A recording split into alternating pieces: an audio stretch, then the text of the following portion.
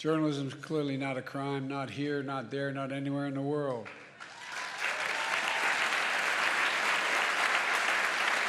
And Putin should release Evan and Alsu immediately. Just we're doing everything we can.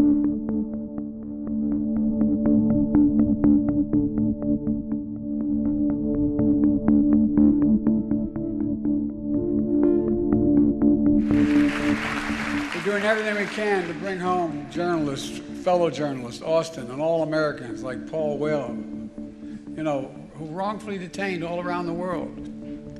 We have to take this seriously.